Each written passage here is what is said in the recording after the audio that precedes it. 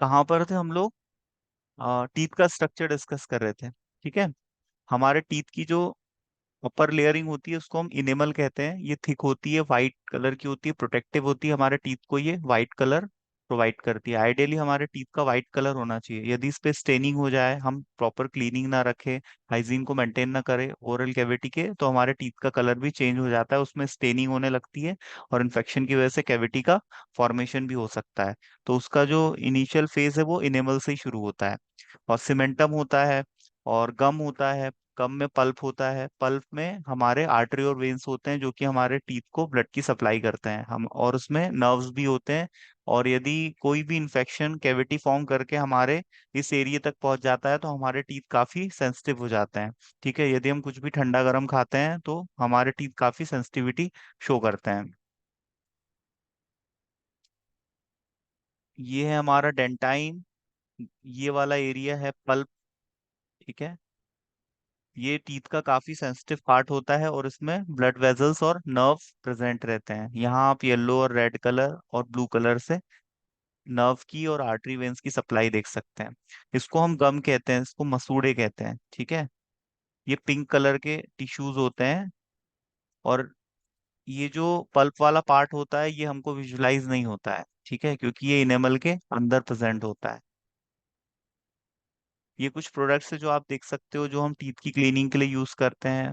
ये dental products की category में आते हैं, जैसे माउथ वॉश है, और गार्गल है जिससे हम हमारे थ्रोट की सफाई करते हैं, पेंट आते हैं, और ब्रश है, टूथपेस्ट है। इसमें पाउडर फॉर्म में भी आते हैं, पेस्ट फॉर्म में, सेमी सॉलिड फॉर्म में आते हैं। बहुत सारे पेस्ट है, आप लोग यूज भी करते होंगे। पेप्सोडेंट है, कोलगेट है, ये फेमस ब्रांड है जो कि मार्केट में अवेलेबल है। यहाँ पर आप देख सकते हैं जब हमारे टीथ में डिकम्पोजिशन होता है, टीथ में कोई इन्फेक्शन हो जाता है या कैविटी का फॉर्मेशन हो जाता है, तो उस केस में किस तरह की कंडीशंस डेवलप होती हैं। अब हम आते हैं हमारे मेन टॉपिक पे। ये तो हमारा इंट्रोडक्शन पार्ट था, हमने टीथ का स्ट्रक्चर डिस्कस किया। ओरल कैविटी क्या होती है, इसमें टंग होती है, टंग पे टेस्ट बर्ड होते हैं, और टेस्ट बर्ड हमें टेस्ट का एहसास कराते हैं, खट्टा मीठा तीखा। और इसी से हमारे सलाइवरी ग्लैंड्स एक्टिवेट होते हैं, और हमारे टीथ का मेन फंक्शन होता है क्रशिंग करना। ठीक है, मैकेनिकली फूड को ये ब्रेक डाउन करते हैं ताकि डाइजेशन इजी हो जाए।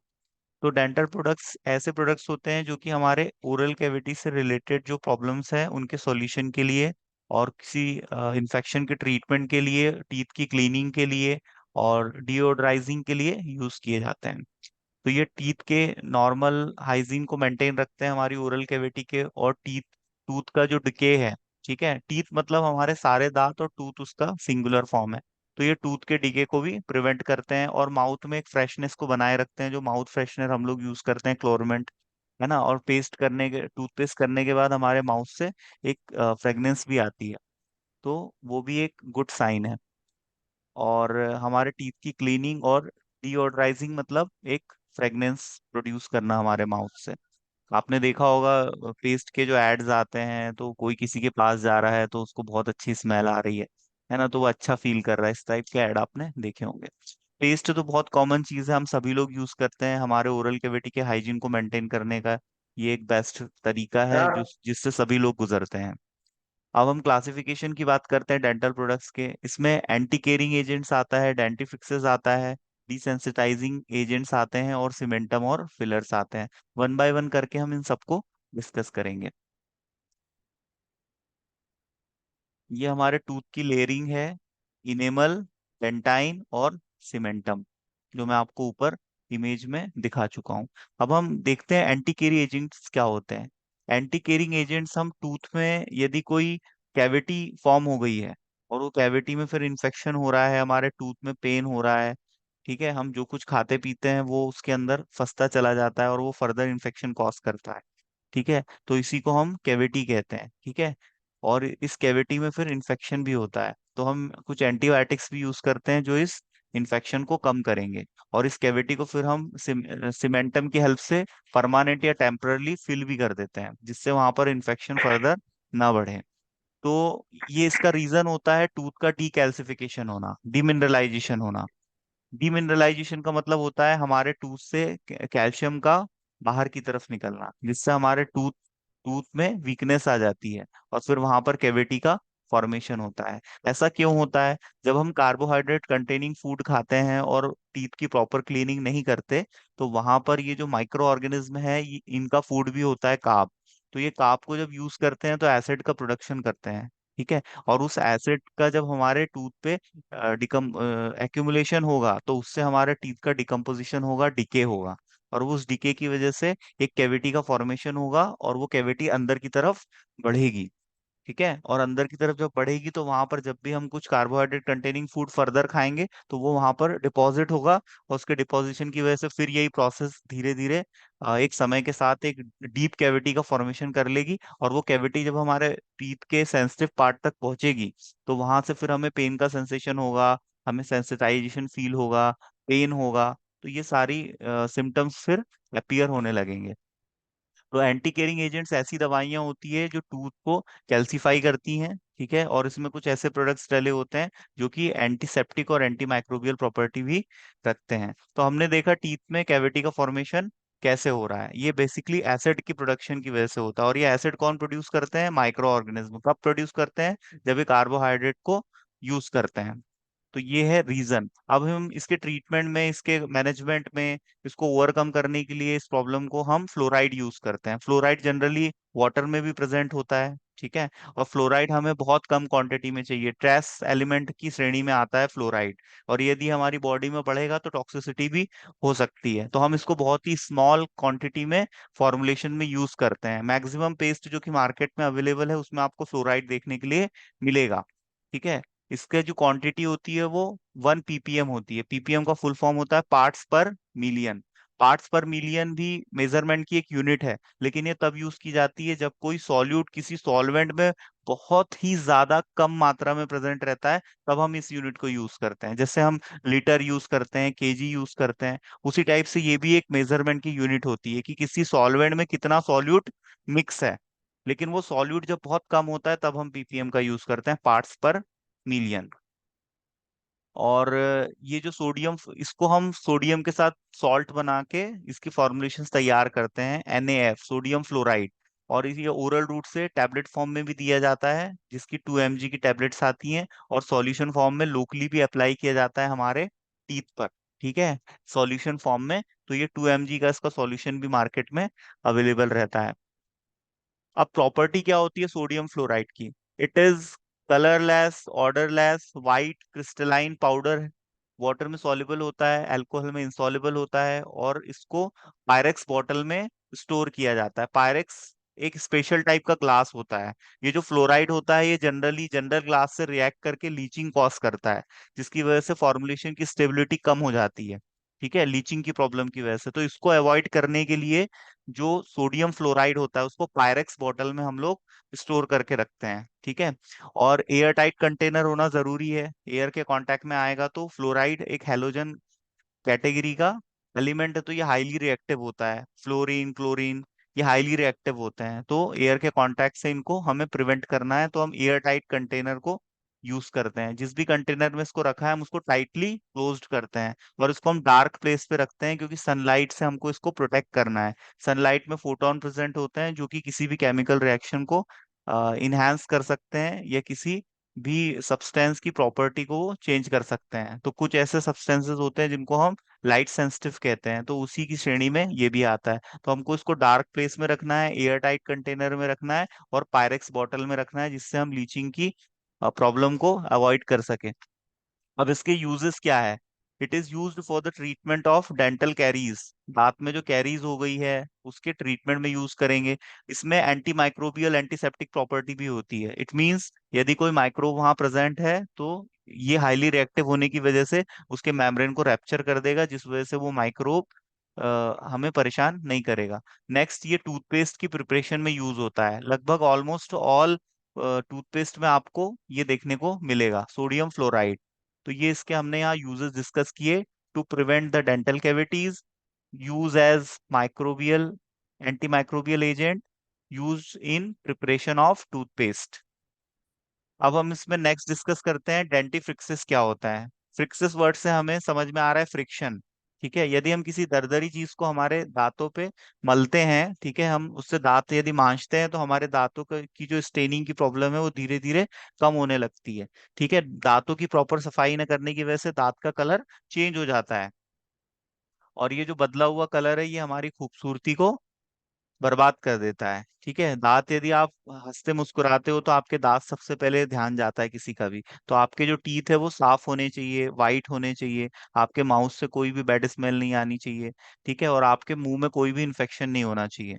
ठीक है, ताकि वो इन्फेक्शन कभी किसी को ट्रांसफर ना हो। ठीक है, और ये सब हाइजीन, टूथ का हाइजीन मेंटेन करना बहुत जरूरी है, क्योंकि रोज रोज हम दांतों को यूज करते हैं, लंच करते हैं, ब्रेकफास्ट करते हैं, डिनर करते हैं, तो हमारे दांतों का हमें रोज यूज करना पड़ता है। तो इसलिए कम से कम 2 से 3 टाइम हमें दांतों की सफाई करनी चाहिए जब भी हम कुछ खाते पीते हैं, स्पेशली जब हम स्वीट्स खाते हैं जिसमें कार्ब्स होता है, जैसे हम चॉकलेट्स खाते हैं, तो हमें वो दांतों में चिपकने की पॉसिबिलिटी बहुत ज्यादा रहती है, जो स्टिकी फूड होता है। तो जब भी हम कुछ खाए पिए तो हमें थोड़ा सा कुरला करके उसको बाहर फेंक देना चाहिए, तो इससे हमारे टूथ का हाइजीन नेचुरली मेंटेन रहता है। क्योंकि इतना ब्रश कर पाना तो पॉसिबल नहीं है, लेकिन जब भी कुछ खाओ तो थोड़ा सा पानी लो और मुंह में उसको घुमाओ और उसको बाहर की तरफ फेंक दो। तो इससे भी आपके दांत साफ रहेंगे, तो कभी कोई प्रॉब्लम नहीं आएगा। तो डेंटिफ्रिक्सेस जो है वो हमारे टूथपेस्ट में डले होते हैं। ठीक है, और ये फ्रिक्शन के थ्रू हमारे टूथ में एक पॉलिशिंग इफेक्ट देते हैं, हमारे टूथ में क्लीनिंग इफेक्ट देते हैं।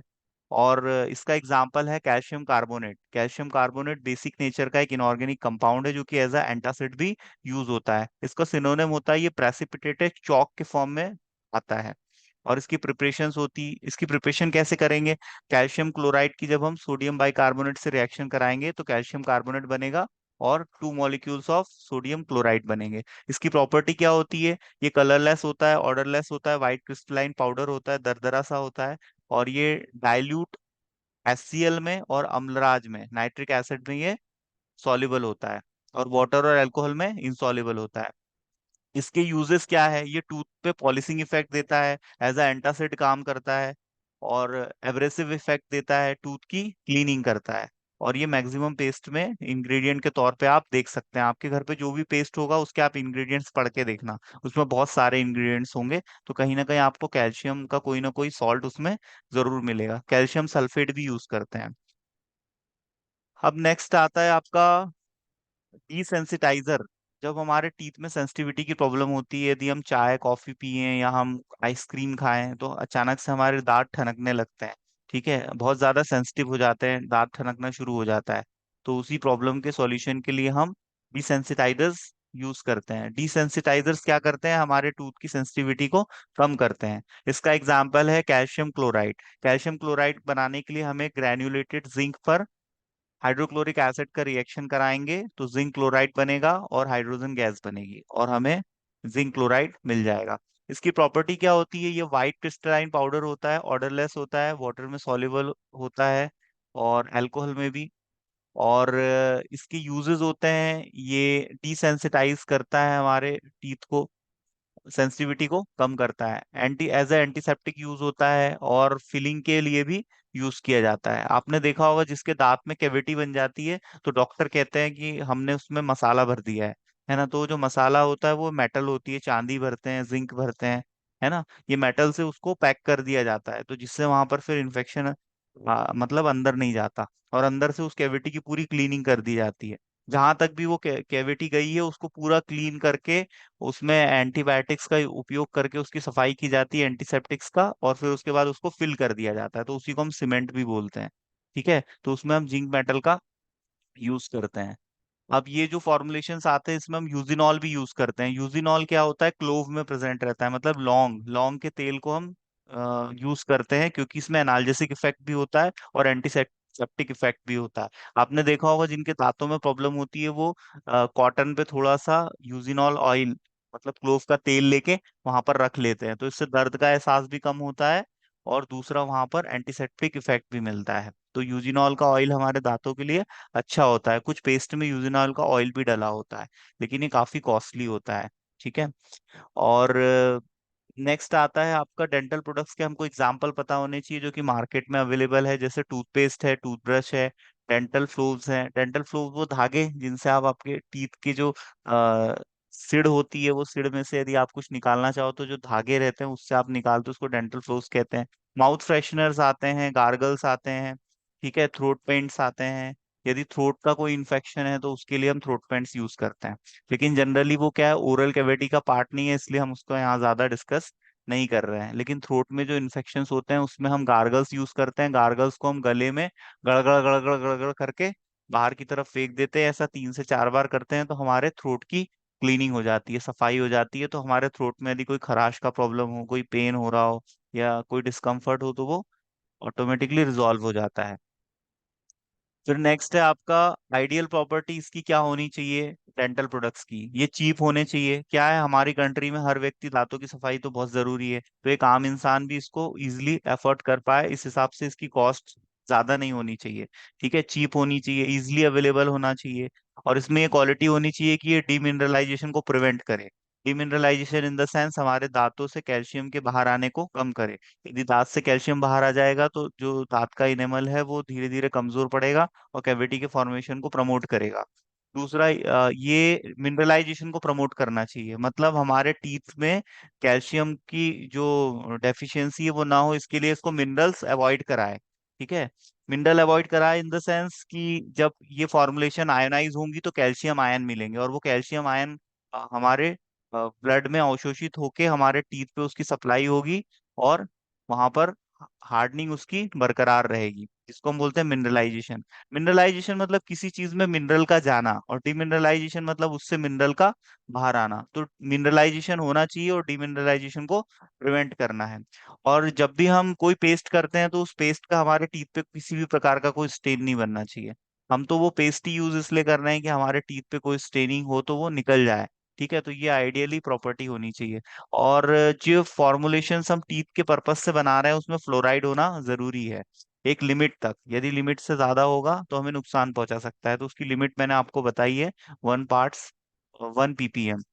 और चूंकि हमारा जो टंग है इससे भी हमारा जो हम ब्रश करेंगे है ना, तो ब्रश से क्या है, हमारे टंग पे भी वो टच होगा तो हमें एक टेस्ट आएगा। तो आपने देखा होगा जितने भी पेस्ट होते हैं इनमें कोई ना कोई अच्छा सा टेस्ट होता है, एक फ्रेग्रेंस होती है, क्योंकि हमारे माउथ में जो टंग है इस पे टेस्ट बर्ड है। यदि उसका टेस्ट अच्छा नहीं होगा तो हम वोमिटिंग कर सकते हैं, या हमें वोमिटिंग की फीलिंग आ सकती है, नोजिया जिसको हम बोलते हैं। तो नोजिया वोमिटिंग को प्रिवेंट करने के लिए इसमें स्वीटनिंग एजेंट्स भी डाले जाते हैं, और इसके टेस्ट को थोड़ा ऐसा रखा जाता है जिससे हम हमें कोई प्रॉब्लम ना हो।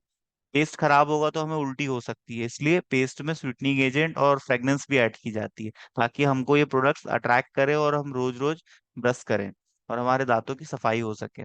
तो कंपनी इसको थोड़ा सा अट्रैक्टिव बनाती है। अब नेक्स्ट आता है, इसमें हम कुछ व्हीकल्स यूज करते हैं, है ना, जैसे ग्लिसरीन है। ग्लिसरीन स्वाद में मीठा होता है तो एज अ बेस यूज होता है। व्हीकल मतलब बेस। किसी भी दवाई को हम बनाएंगे तो उसको हम किसी चीज में घोलेंगे, उसको बेस प्रोवाइड करेंगे। तो उसमें ग्लिसरीन यूज होता है, प्रोपाइलिन ग्लाइकॉल यूज होता है, सॉर्बिटॉल यूज होता है। सॉर्बिटॉल भी मीठा होता है। और नॉन कार्बोहाइड्रेट शुगर यूज करते हैं। नॉन कार्बोहाइड्रेट इसलिए यूज करते हैं क्योंकि ये कहीं हमारे टूथ में कोई प्रॉब्लम क्रिएट ना करे, क्योंकि जो शुगर कार्बोहाइड्रेट होते हैं वो बैक्टीरिया के फूड होते हैं, ज्यादा माइक्रो ऑर्गेनिज्म उसके प्रति अट्रैक्टेड होते हैं।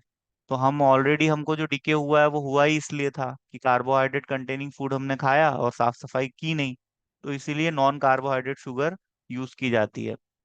और इसमें स्वीटनिंग एजेंट यूज किए जाते हैं और वाटर भी डाला जाता है जो हम पेस्ट का फॉर्मुलेशन करते हैं। और इसमें कुछ ऑयल्स भी डाले जाते हैं जैसे यूजिनॉल।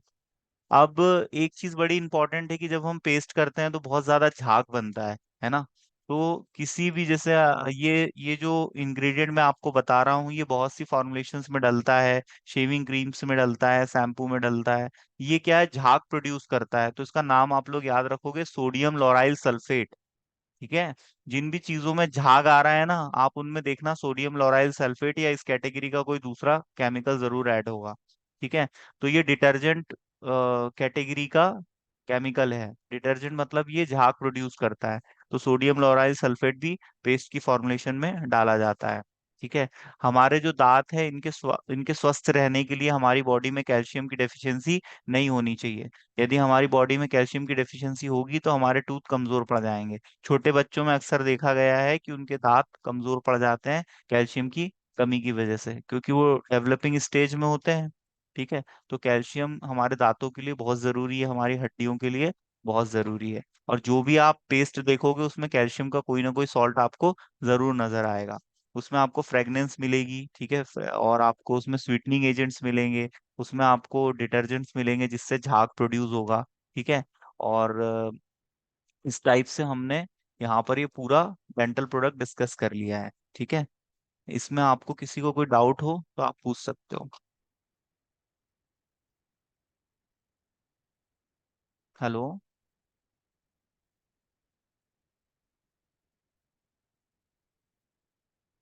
आप में से किसी को कोई डाउट है डेंटल नहीं प्रोडक्ट्स सर। में?